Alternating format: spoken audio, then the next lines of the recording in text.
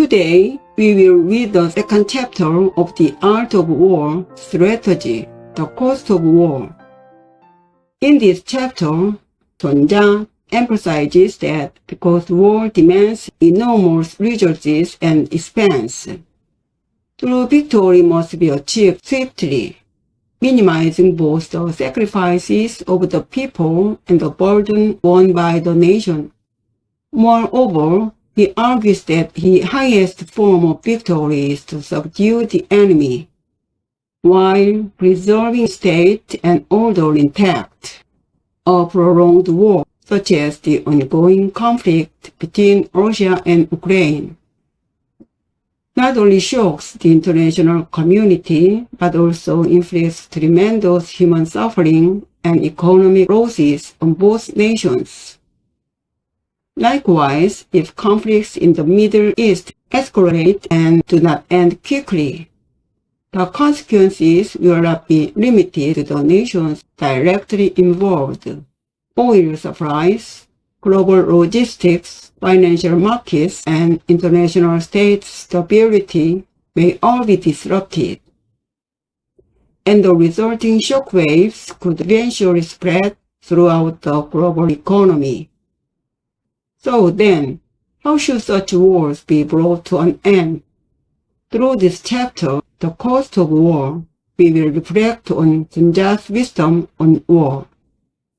At the beginning of this chapter, Sun Jia explains the costs of war, dividing them into different categories to demonstrate how enormous the burden of war truly is.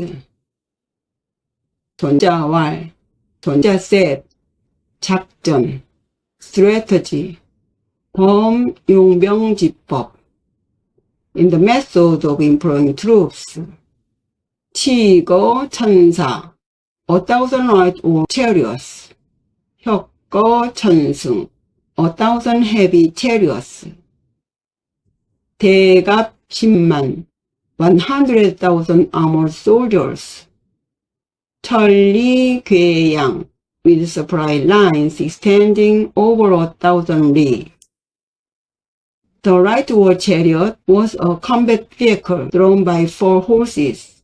At the center stood the charioteer controlling the horses. On the left, the archer attracted from a distance.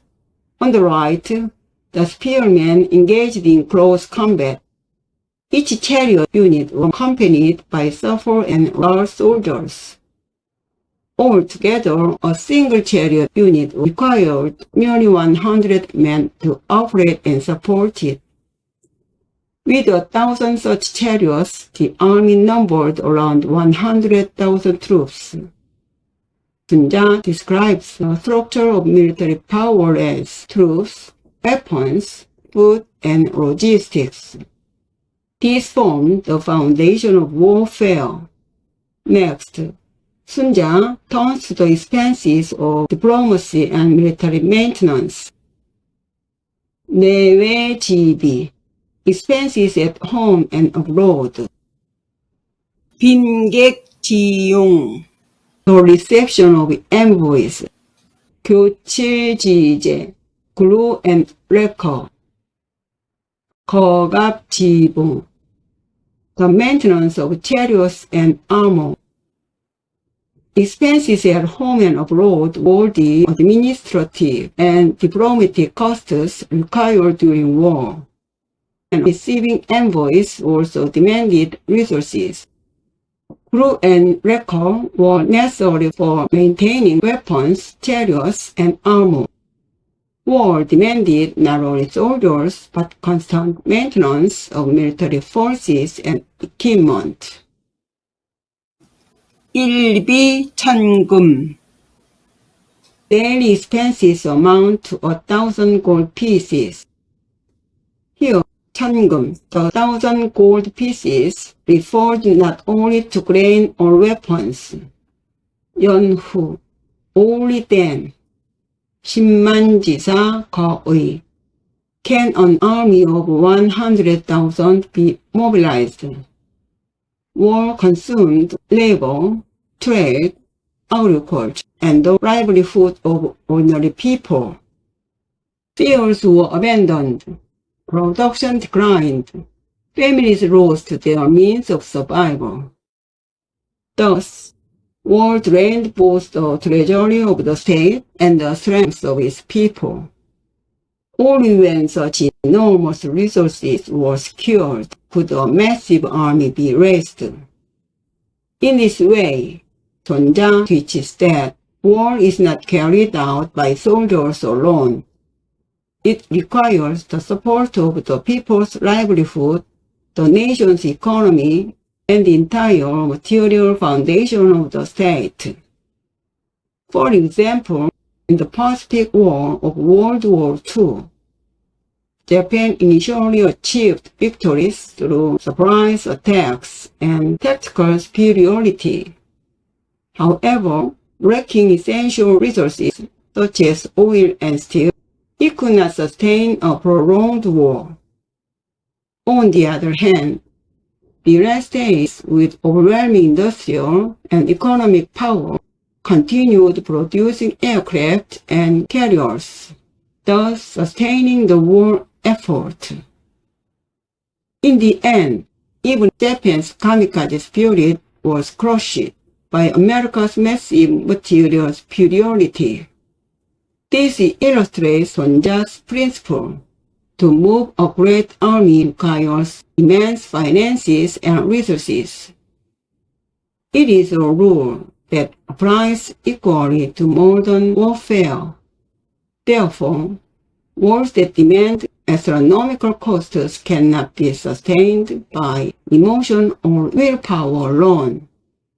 Whatever the purpose of war, once it begins, one must ask, with what spirit should it be undertaken, and in what manner should it be fought? Now, let us read Sonja's next words. 병, 귀, 승. Victory is the only goal. 불, 귀, 구. Prolonged war is not desirable. The purpose of war is victory, nothing else. Yet when war drags on into a protracted struggle, even in victory only deep wounds remain. The war between Russia and Ukraine has turned into a long struggle, bringing heavy losses to both sides. The longer a war continues, the more the economy and industry falter, and the more people suffer.